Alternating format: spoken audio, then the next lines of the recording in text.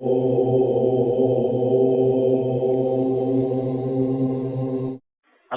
Hello hello జై శ్రీరామ్ అన్న. జై శ్రీరామ్ అండి. అన్న, ఈరోజు మీతో మాట్లాడడం అదృష్టంగా భావిస్తున్నాము. Thank you. ఎందుకంటే మీ జీవితమే మీరు ధర్మం కోసం పనిచేస్తున్నారు, మొత్తం మీ టైం అంతా. Thank you. ఎక్కడి నుంచి కాల్ చేస్తున్నారండి? అన్న, నేను నిజామాబాద్ డిస్టిక్ పొతంగల్ మండల్ పొతంగల్ విలేజ్ నుంచి కాల్ చేస్తున్నా. నా పేరు ప్రశాంత్ గుప్తా అన్న. నేను కూడా మన దేశం కోసం ధర్మం కోసం గ్రూప్లో దాదాపు సంవత్సరం నుంచి ఉన్నాను.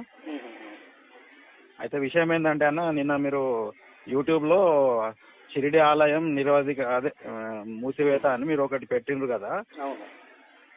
అయితే నేను ఎందుకు అడుగుతున్నా అంటే అన్న, మా పక్క ఊరు కోటగిరి, అది కూడా మండలము, ఆడ ఒక షిరిడి సాయిబాబా ఆలయము అయ్యప్ప ఆలయం రెండు కలిపి ప్రతిష్టాపన చేస్తున్నారు ఇంకొక 20-25 రోజులలో.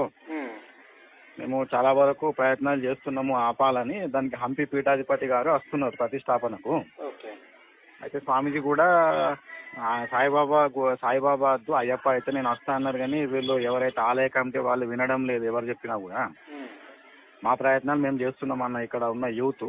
అయితే నేను ఎందుకంటే అన్న, ఇప్పుడు ఒక గ్రూప్ ఉన్నది, అందులో ఇది పెడదాం అనుకుంటున్నా. అదే మీరు నిన్న దీంట్లో పెట్టింది, యూట్యూబ్లో పెట్టింది, అదే సాయి ఆలయం మూసివేత అని.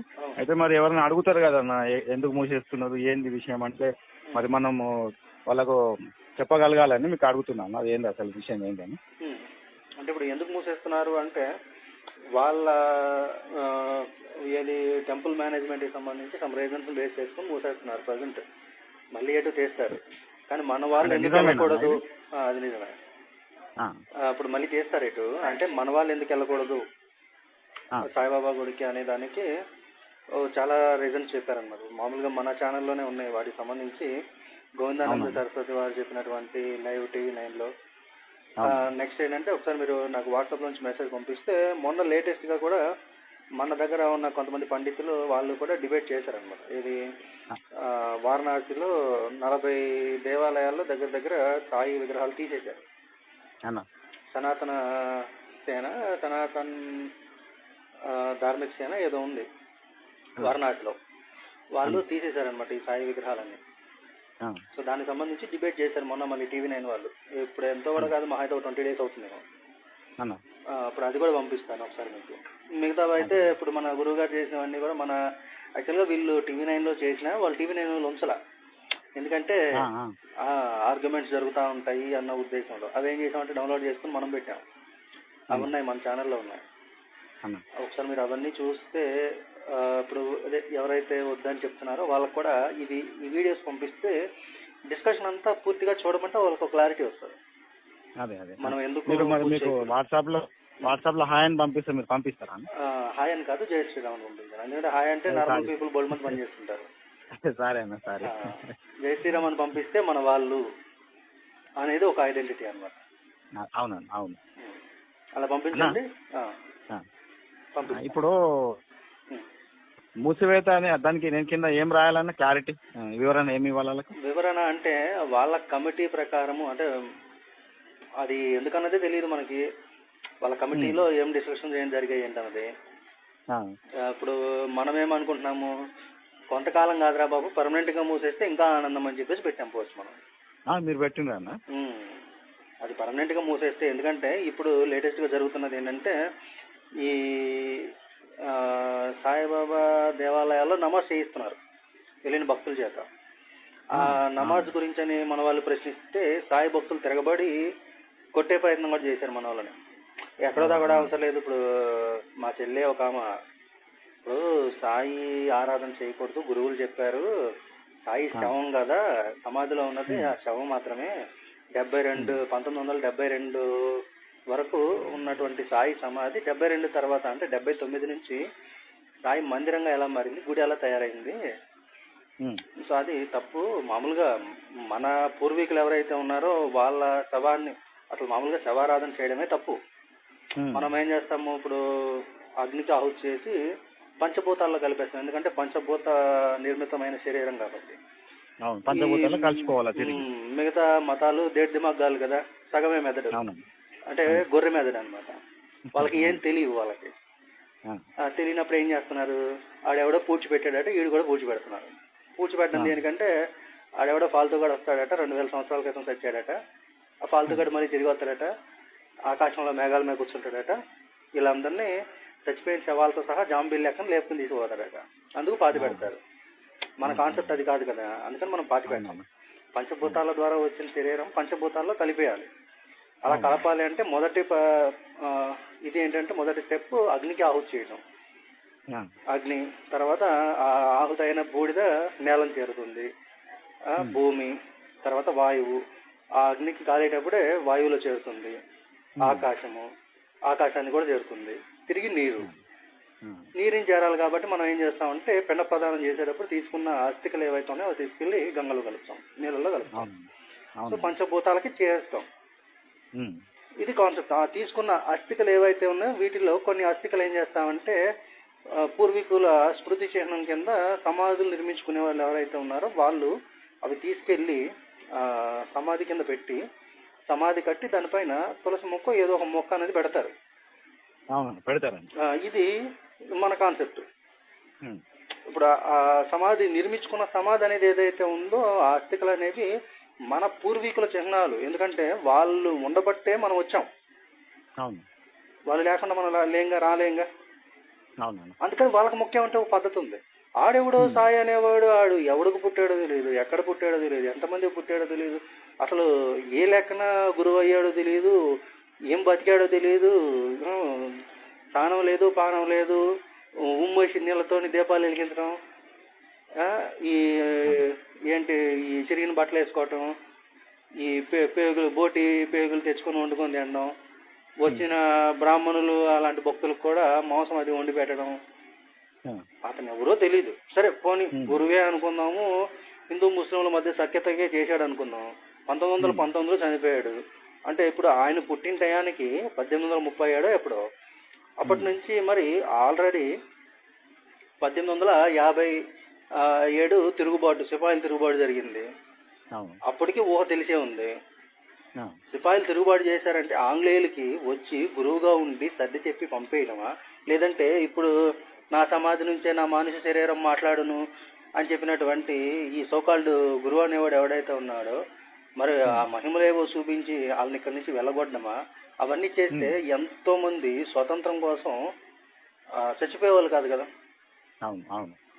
చిన్న చిన్న పిల్లలు సైతం, 18 ఏళ్ల పిల్లాడు ఖుదీరామ్ బోస్, తర్వాత 23 ఏళ్ల పిల్లాడు భగత్ సింగ్, ఇలాంటి వాళ్ళందరూ ఎందుకు చచ్చిపోవాల్సిన అవసరమే వచ్చే ఉన్నాడు కదా. అప్పుడు మహానుభావుడు ఉన్నాడు అప్పుడు. మరి అప్పుడే తేల్చేస్తే సరిపోయేదిగా, అప్పుడే వాళ్ళని పంపిస్తే సరిపోయేదిగా. నిజంగా ఇప్పుడు ఈయన గురువు అనుకుందాము, దేవుడు అనుకుందాం, దేవుడికి ప్రతినిధి అనుకుందాం, ఈయనే అల్లా మాలిక్ అంటున్నాడు. నిజానికి చెప్పాలంటే ఎవరైతే ఈ బ్రిటిషర్లు ఎవరైతే ఉన్నారో వాళ్ళు కల్పించినటువంటి డివోటీ జిహాద్, ఏమంటారు దాన్ని, భక్తి జిహాద్ అనమాట. ఇప్పుడు భక్తి జిహాద్కి పంపించారనమాట నిజానికి సాయి అనేవాడిని. ఇప్పుడు ఏం చేస్తున్నారు, వెళ్ళి ఈ షిరిడి కూడా కాదు, సాయిబాబా గుళ్ళల్లో నమాజ్ చేయిస్తున్నారు. మరి మసీదులోకి వెళ్ళి సాయి ఆరాధన చేస్తారు వీళ్ళు? చేయరు. అదే కదా, అది తెలియాలి కదా. ఇప్పుడు అన్నీ ఒకటే అంతా ఒకటే అంటే ఏమీ తెలియకపోయినా సరే అన్నీ ఒకటే అంతా ఒకటే అని చెప్పేయాలి. ఇప్పుడు సబ్కా మాలిక్ ఏక్ హై, ఓకే, అందరు భగవంతుడు ఒకడే, అంతవరకు అంటే సరిపోయా. మరి అల్లా మాలిక్ ఏంటి అంటే ఇప్పుడు అల్లా మాలిక్ అంటే ఇప్పుడు ఏం చెప్తున్నట్టు అంటే ఇప్పుడు అల్లా అంటే యజమాని అనుకుందాం. ఇప్పుడు యజమాని, ఇప్పుడు నిజానికి అతను ఈ అల్లా అనే మాట అరబిక్ వర్డ్, అసలు అది ఇండియాకి సంబంధం లేనటువంటి వర్డ్. మాలిక్ అంటున్నాడు, సో మాలిక్ అంటే సరే హిందీకి సంబంధించింది అనుకుందాం. ఇప్పుడు మాలిక్ అంటే ప్రభువు, అందరికి ప్రభు ఒకడే, ఆఫ్ కోర్స్ అవును, ఆ మాట అంటే సరిపోయేది. ఇప్పుడు ఇక్కడ ఉంటున్నావు, ఇక్కడ తింటున్నావు, ఇక్కడ గాలి పీలుస్తున్నావు, ఇక్కడ బతుకుతున్నావు కాబట్టి రామ అని చెప్పేస్తే సరిపోయేది. మరి అల్లా మాలిక్ ఎందుకు వచ్చింది? దాని తోడు ఈ సోకాల్డ్ వేపనోళ్ళు ఏదైనా అమ్మవారి గుళ్ళలో, ఇది గ్రామ దేవతల గుళ్ళలో వచ్చి పూజ చేయండి అంటే చేతులు రావు ఈ సన్నాసులకి. ఎవడో తురక పకీర్ గాడిని తీసుకొచ్చుకొని పెట్టుకొని ఆ పకీర్ కాళ్ళ దగ్గర మన దేవీ దేవతలను పెట్టి సాయి అష్టోత్తరం, సాయి శతనామావళి ఇలా పాడే, ఇలా పచ్చిబద్దలు, ఇలా పిండాకోడు ఇవన్నీ చేసుకొస్తారు. అవునవును. వీళ్ళ వల్ల సగం నాశనం అయింది నిజానికి చెప్పాలంటే. వాస్తవం వాస్తవం. ఇప్పుడు వాళ్ళు ఆ ఇది లేకుండా ఉంటే, వాళ్ళ అధికారం చూపించుకోవాలి అనే విధానం లేకుండా ఉంటే, ఈ ఎవరైతే నిమ్న జాతీయులు అనే వాళ్ళు ఎవరైతే ఉన్నారో, నిజానికి అది లేదు కానీ కల్పించారు, వాళ్ళు ఎవరైతే ఉన్నారో వాళ్ళ గుళ్ళోకి రానికపోబట్టేగా ఈరోజు ఎవడో చర్చిలోకి పిలిస్తే వెళ్ళిపోయి అందులోకి మతం మారిపోయి ఇప్పుడు మన ధర్మాన్ని వేలెత్తి చూపించగలుగుతున్నారు. అవునన్నా, అవును. ఇప్పటికదే జరుగుతుంది చాలా చోట్ల. అవునన్నా, ఇప్పటికీ కూడా మా ఏరియాలో కూడా ఇంకా రారన్న ఎస్టీలు, ఇంకా మందిర్లలోకి ఇంకా రారు. మేము కూడా ఈ స్వామీజీకి చెప్పినామన్నా, హంపి స్వామీజీకి చెప్తే మనం ఒక కార్యక్రమం చేసి వాళ్ళకు ఆహ్వానిద్దాము, ఇక్కడ నుంచి వాళ్ళు కూడా రావచ్చు పోవచ్చు అందరిలాగా అని మేము కూడా అనుకుంటున్నాం అన్న. తొందరలో ఆ కార్యక్రమం కూడా మా గ్రామంలో చేద్దాం అనుకుంటున్నాం అన్న. ఖచ్చితంగా చేయించాలండి, ఎందుకంటే ఇప్పటికే చాలా నాశనం అయిపోయింది అది. అవునన్నా, జరగవలసిన నష్టం బాగా జరిగిపోయింది. ఇప్పటికీ మేము చేస్తుంటే ఇంకా కొంతమంది దొంగనా కొడుకులు మన మధ్యలోనే ఈ కులాల మధ్యలో చిచ్చు పెట్టి వాళ్ళు బలపడడానికి ప్రయత్నం చేస్తున్నారు. ఏం చేయాలి చెప్పండి? మీరు మీ జీవితమే అంకితం చేసే ధర్మం కోసం చూస్తూ ఉంటాం కదన్న, మీ యూట్యూబ్ లో కానీ మన గ్రూప్ లో కానీ. ఇప్పుడు బ్రాహ్మిన్స్ అనే వాళ్ళు ఉండబట్టి నిజానికి కొంతవరకు ధర్మం అనేది రక్షించబడుతుంది, బాగానే ఉంది. ఇప్పుడు వీళ్ళల్లో మళ్ళీ ఒక అంటే కులాలు ఉపయోగించవచ్చో లేదో తెలియదు కానీ ఒక కాపతను ఒక బ్రాహ్మిన్స్ ని పట్టుకొని బేపన్ లంజోడక నేను నాయుడురా ఏం దిగుతావు, ఈ కులాల గజ్జి పోనంత వరకు మనం ఎంత చేసినా సరే ఈకి ఎలా ఉంటది అంటే, ఇప్పుడు ఏది చక్కగా ఆవు నుంచి పాలు పితికి చక్కగా కాచి తోడుపోసి పెరుగు తీసి, పెరుగు నుంచి వెన్న తీసి, వెన్న చక్కగా తీసి నెయ్యి కాచి నెయ్యి తీసుకెళ్లి పొయ్యిలో పోసినట్టుంది. అంత కష్టపడి ఇప్పుడు ఎంతకాలం నుంచి మేము చేసుకొస్తూనే ఉన్నదంతా పోయింది. ఇంకొక విషయం ఏంటంటే, మన దగ్గర ఉన్నటువంటి హిందువుల్లో చాలా పర్సెంట్ అలాంటి సన్నాసులకే కొమ్ము కాస్తున్నారు. అంటే ఇక ఎలా అంటే, మనము వీలైనంత వరకు దీన్ని రక్షించుకురావాలి అనే ఉద్దేశంలో ఎంత వీలైతే అంత బలంగా ఒంటరిగా లాక్కెళ్తున్నా సరే ఇలాంటి సన్నాసులకి వీళ్ళు సపోర్ట్ చేస్తా బలమంతా వాడికి ఇస్తూ వాళ్ళ ద్వారా వెనక లాక్కుతున్నారు. ఎంతవరకు అసలు మనకి ఇప్పుడు ఎలా వచ్చింది అంటే పరిస్థితి, మనము ఇక అంటే ఎంత చేసినా ఇప్పుడు ఏది ఎక్కడ వేసిన గొంగలు అక్కడే ఉండిపోయింది అన్న చందాన ఉంది. ఒక్కొక్కడి నుంచి సరి చేసుకుంటూ వస్తే మీలాంటి వాళ్ళు ఇంకొకరికి వెళ్ళి ఇంకొకరు అవుతున్నారు. ఇప్పుడు మేము 1 లెక్కలో 10 లెక్కలో మేము సరి చేసుకుంటూ వస్తుంది, వీళ్ళు 100 లెక్కలో నాశనం చేసుకొస్తున్నారు. అసలు ఏం చేయాలో కూడా అర్థం కాని పరిస్థితి, అంటే ఎటు తీర్చుకోలేని డైలమాలో పడిపోయాను.